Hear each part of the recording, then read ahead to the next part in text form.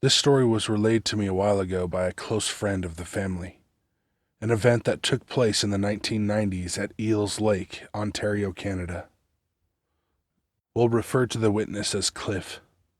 So Cliff was out one fall night making the rounds on his ATV, drinking at all the local hunting camps. Sometime in the early morning, 3 or 4 a.m., he decided to head home. When he pulled into his camp, he noticed that somebody was standing out by a small wood shed, bordering a tree line. When he dismounted his ATV, this person approached him and asked to go on a nighttime walk through the woods and up to a clearing we call the mountain. He instantly recognized the voice as his wife's and agreed, but first he had to run inside and use the toilet. His wife protested, saying that he could just go in the bush along the walk, and that if he went inside, he'd just rile up the dogs. Still, he refused, told her to just hang on for 1 minute, and ran inside to banish an eldritch horror onto his septic tank. After finishing his business, he noticed that his dogs had been absent this whole time. Checking to see if they were okay, he found them both cowering under the main table of the camp. Even when called, they would not budge. They just lay there under the table. Not thinking much of the situation, he headed into the bunk room to grab an extra flashlight for his wife. He recounted how glad he was that he just shit, as when he entered the bunk room, he was struck stiff as his wife lies sleeping in her bunk. After a moment of fear, he went and grabbed a rifle, loaded it, lit a fire, and sat inside until the sun came up. In the morning, he did a quick look around the camp and didn't notice anything out of place. Nothing was stolen or broken. He puts emphasis on how real the experience was. Whatever spoke to him sounded exactly like his wife. It was very insistent on going out into the woods at that instant, but never sounded annoyed or frustrated at his rejection. He didn't get the greatest look at the person, but he says that it was identical to her, recognizable even in the dark. And that's the story. My family has been in that area for many, many years, and I've heard lots of strange stories about it, but I've never really encountered anything there myself.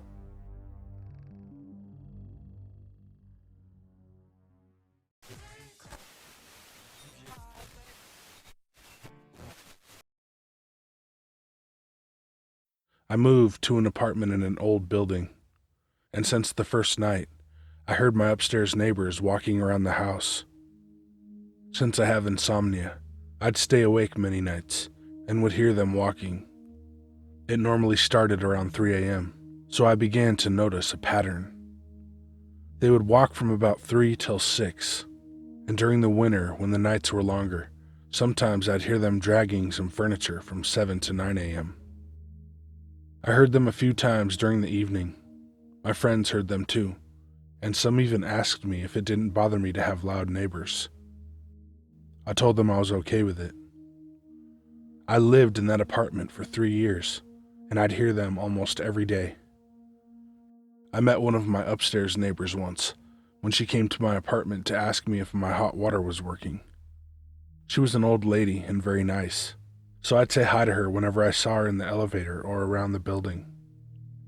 When I was moving out, I decided to go say goodbye to that lady, so I went upstairs for the first time. I knocked on the apartment door, but there was no answer. I tried a few more times, and then the apartment door across the hall opened. It was the old lady. She invited me in to drink tea with her. I accepted and we started chatting, and then we got to the subject of the apartment above mine. When I asked her about it, she said that it was a terrible story, that the guy that lived there killed his wife and baby and tried to kill himself 5 years ago, and the apartment had been locked ever since. I asked her if the police still came to the apartment to investigate, and she said no, that it had been closed for at least 4 years. I tried to come up with a lot of explanations about the noises, and my curiosity got the best of me, so I flew my drone outside their window the next time I heard something, and the apartment was empty, but I could still hear the steps.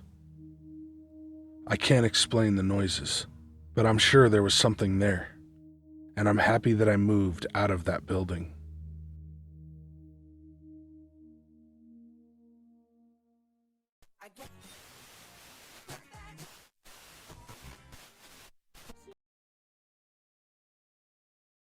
Let me first clarify that this was 4 years ago, when I was 15, on a muzzleloader's mule deer hunt in the far northeastern part of Utah, which contains some of the most remote and beautiful places in the state. I've been frequently out in this area spreading in Summit County that cuts in and out of lower Wyoming since before I can remember, including lots of hiking, backpacking, camping, hunting, and being involved in some of my grandfather's work.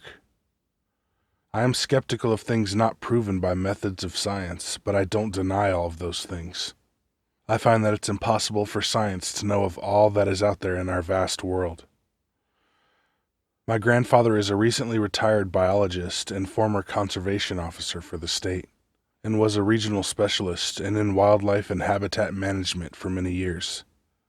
He's done everything from habitat management programs, like controlled fires to benefit areas, to quite literally wrangling moose to be transplanted in darting black bears. He's seen mountain lions, birds of all kinds, small mammals, ruminants, plants, and natural phenomena for a majority of his life. And he understands so much that many people, including myself, will never be able to even imagine. He's scientific, honest, straightforward, and level-headed. He's agnostic and is not superstitious, and often used to lovingly and respectfully tease a certain CO, who was certain Bigfoot, skinwalkers, and other beings exist. Other than this experience, he has never encountered an animal that he could not at least partially, if not completely, identify.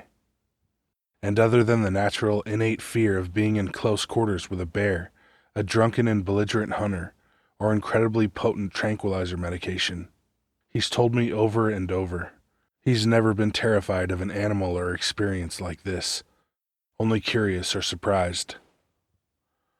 It was late September, and we were in a small camp by a lake in the high Uinta mountains, hunting both grouse and mule deer with muzzleloaders. The camp was a small collection of men and women my grandfather had worked with over the years, and these were people I grew up with. One of the women, a new wife to one of the guys, had shot a buck, injuring it but not killing it immediately, and they had lost track of it. Devastated by the thought of wasting the animal, she returned to camp in the afternoon upset and concerned that the buck had run into an even more secluded area of the mountain, which was hard to reach from the trail that she had shot from, a place my grandfather was familiar with because it was such a pain in the ass to get to, with lots of deadfall and steep terrain. We volunteered to go in the late afternoon to search for the buck, following a scant blood trail that she had tracked for a while, before getting fatigued and intimidated by the terrain. Because both my grandfather and I were in good shape and he was so familiar, it didn't seem like a big deal. Before we left, she mentioned hearing what she assumed was coyotes, which made her even more so concerned, that if the deer died, they would ruin the meat and hide before she could harvest it. We took off in the early evening, expecting to be back within an hour or two. We had our guns with us, in case we found the animal still alive, or came across another buck worth trying to harvest.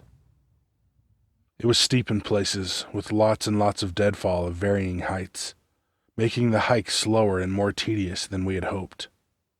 We definitely understood the other hunter's fatigue. She had marked the blood trail with bright orange pieces on the trees, which we followed for maybe 20 minutes, and then it got hard to track. The sun was getting close to setting at this point, and we knew getting out would be just as long as getting in. We had just about decided to stop when we found a spot near a fallen tree that looked like it had been recently bedded down in, followed with spatters of fairly fresh blood, so we continued on. When the sun had just about set, and the light had faded from the trees, we removed the firing caps from our guns to make them now completely safe, as it was illegal and irresponsible to hunt in such absence of decent light. My grandfather pulled out his large mag flashlight from his pack, and I put in my headlamp to begin the hike back, using our GPS to find the trail ahead. About 10 minutes into the way back, we started to hear more movement among the trees. It was normal for animals to start moving now that the sun had gone down, as animals would likely be starting to head toward clearings for water or to graze in the safety of lower light. Small and distant sounds of crunching leaves, patterings of hooved animals, or movement in the trees from squirrels or birds were common and expected. We did not expect the deafening, disturbing sound we heard next, which vaguely and initially reminded me of a coyote howl, but by a few seconds in, it was unidentifiable, frightening and human-like. It sounded like a person screaming, so unlike any coyote or any animal we had ever heard.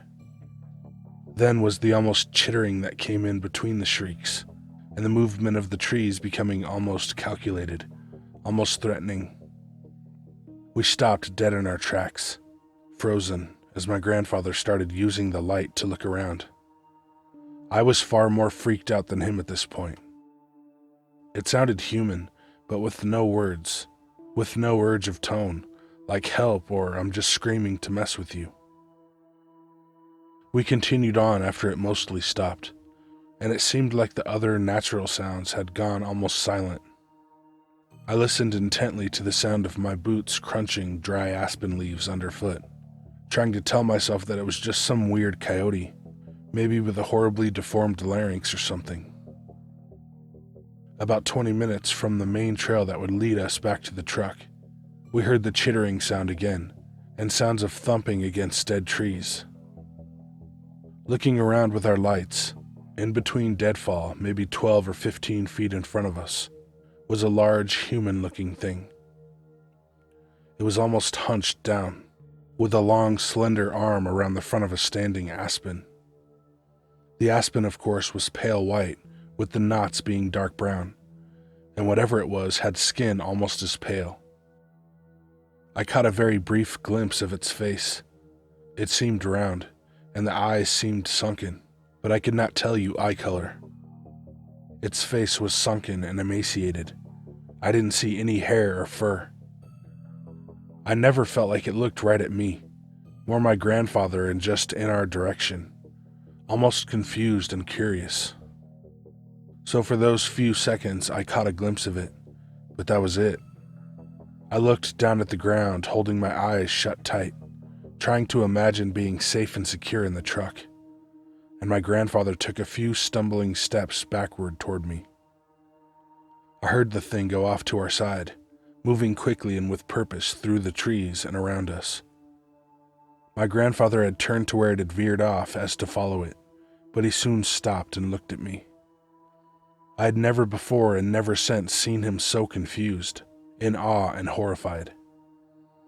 I was crying at this point, ugly crying. Trying to muffle my shaking breath and voice, I asked him, "What was that?" over and over. He had no answer for me.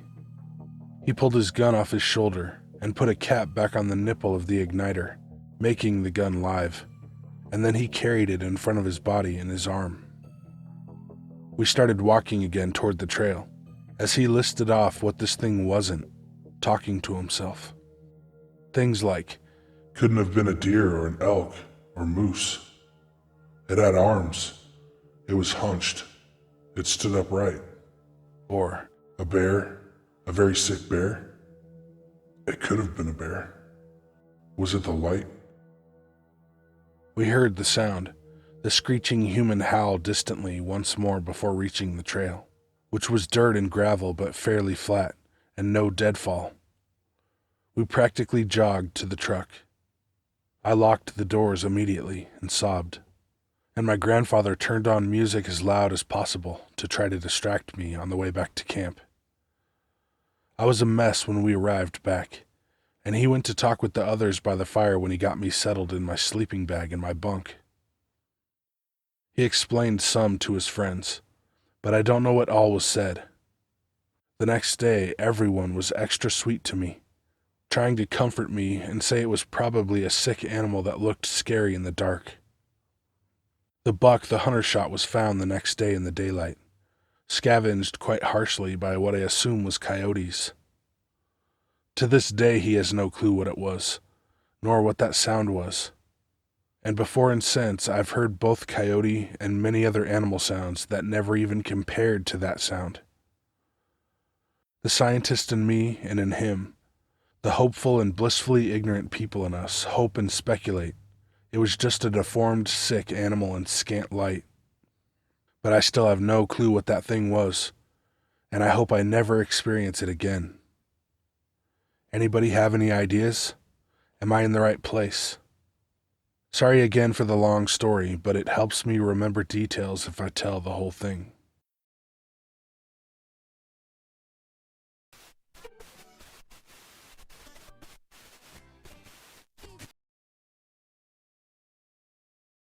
I feel like I've told this story 1,000 times. It's burnt into my memory. It was in 2011, in the summer, between 5 and 7 p.m. The sun was still out. My friends and I built a makeshift half-pipe in my detached garage. It used to get really hot in there, so I stepped out to get some air.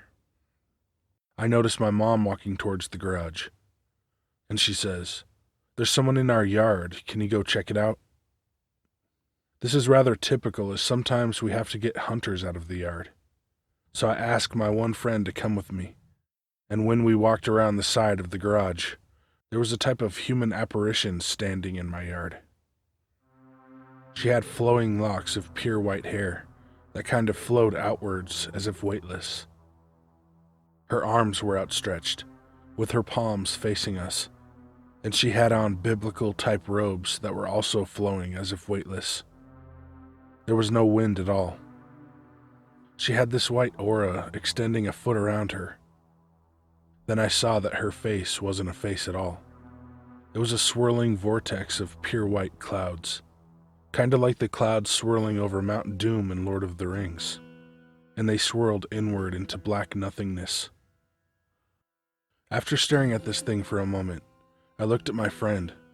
He was as shocked as I was, so I knew I wasn't the only one seeing it. We ran to get our other friends, but when we came back, she was gone.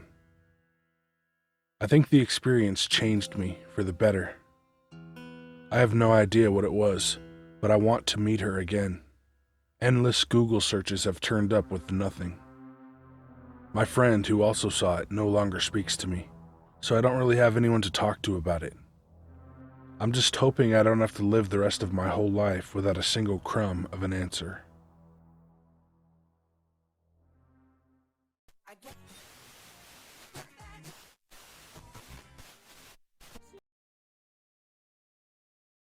About 2 years ago, I personally believe something entered my house. I was in my room and a family friend was coming over to grab something. I unlocked the door so they wouldn't have to knock. They live really close by, so about 5 minutes later, I hear the door open, and my dog started barking and bolts downstairs as per usual.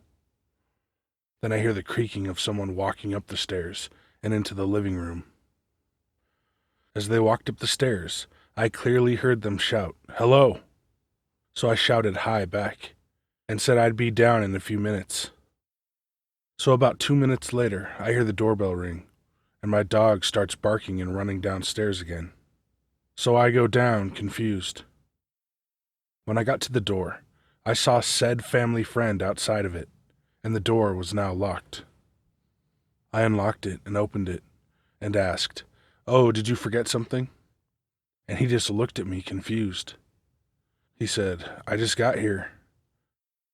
I ended up just brushing it off, and continued on with the day. Although the more I thought about it, the more unsettling it seems. I mean, something opened the door, locked it, walked upstairs, and mimicked a person's voice, and then disappeared. And I know I didn't just hear something, as my dog reacted to it too. And doors cannot just lock themselves. And no, the family friend did not have a key. I tend to tell this story to people who will listen. Some think I just heard something or imagined it. Others truly believe me. I don't know what happened that day myself, if I'm being entirely honest. It's not a truly terrifying experience, I suppose, but it's unnerving. And I hope whatever came here that day doesn't come back.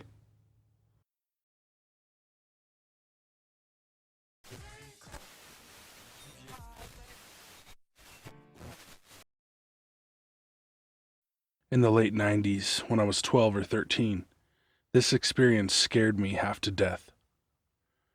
I grew up in Redding, California, and every summer my family would travel up to Oregon. We'd always rent this specific cabin and stay there for a week or two. It was great. I always looked forward to it. We'd fish, sit around the campfire, do s'mores, play in the river, and pretty much enjoy nature. The river was right behind the cabin, and across the river were dense woods. My room looked out toward the river, and I could hear it as I fell asleep. So everything was fine for the first few days of the vacation. But one night, I had a horrible night's sleep. I was having these terrifying nightmares, but I don't remember what they were. I kept waking up throughout the night, drenched in sweat. But I'm not sure if I really was waking up, or if they were just nightmares as well, you know? Anyway, I felt like crap the next day, and hoped I could get some quality sleep that night. And I did. But the night after that is when my experience happened. We sat around the fire as usual, and then we went to bed. I quickly fell asleep, but at some point in the night, I woke up. I laid still, trying to fall back to sleep. My only other option was to read, but I just decided to lay there and listen to the river. But I didn't hear just the river. After a few minutes, I realized there was another sound, a deep, guttural breathing. I got up enough courage to turn over and look in the direction of this sound, and there, outside one of the windows, was a gigantic head. I couldn't make out many features, but it was a clear night, and the moon was somewhat bright.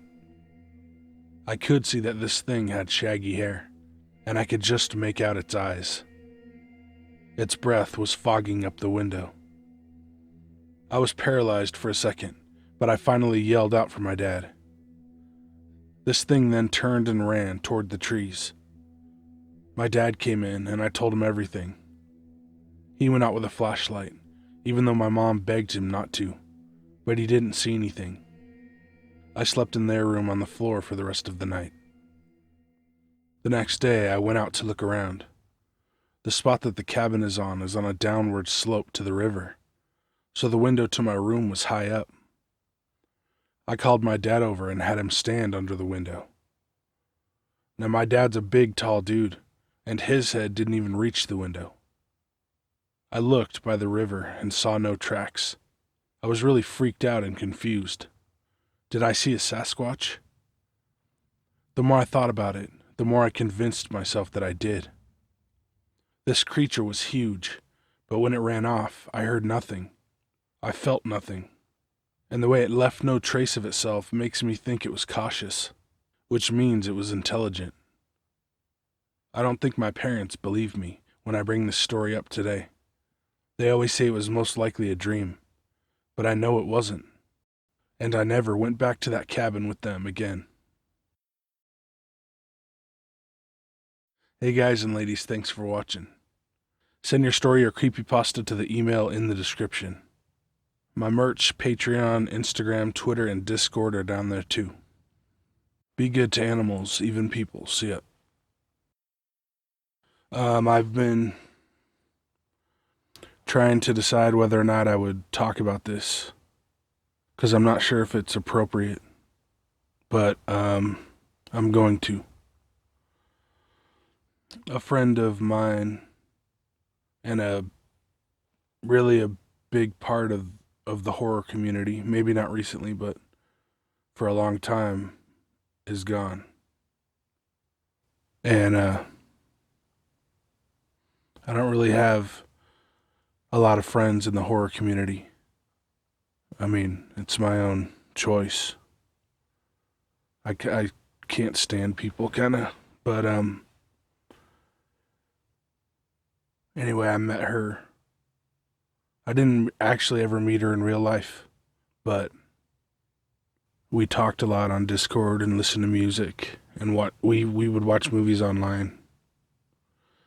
And, we just got each other.